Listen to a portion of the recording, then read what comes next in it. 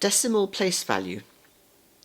Have a look first at the introduction to decimals and also see the videos about place value of whole numbers if you're a bit rusty. You'll be familiar with hundreds, tens and units columns, where each column is 10 times bigger than the one to its right. In this example, starting at the right, the 8 is just that, 8 units. Going to the left, the tens column is 10 times bigger, so that the 3 represents 30.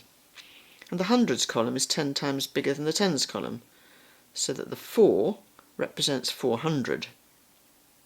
You can think of this the other way around as well, going from left to right. The columns get smaller in value.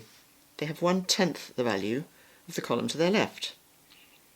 So here, the 2 is worth 200.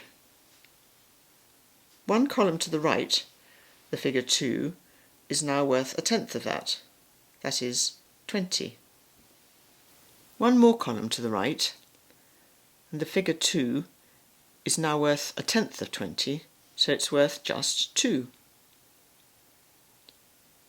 The same idea continues to the right of the whole number after the decimal point. In this example, we have a whole number of 24, and then, after the decimal point, this next column is for tenths of a unit, here 3/10. The next column is 10 times smaller still, showing 100ths of a unit, here 600ths. If this were money, it would be £24 and 36p. You can think of that as 3 10p coins, and that as 6 1p coins.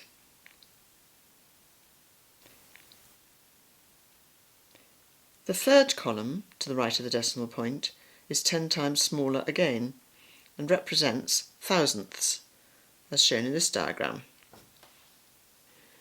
So going from left to right, the columns show place value getting 10 times smaller each time.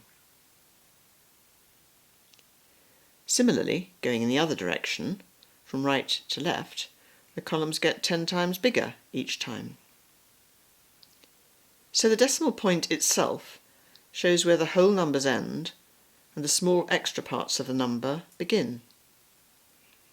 To the right of the decimal point are amounts less than 1, each column having a smaller value as you go to the right.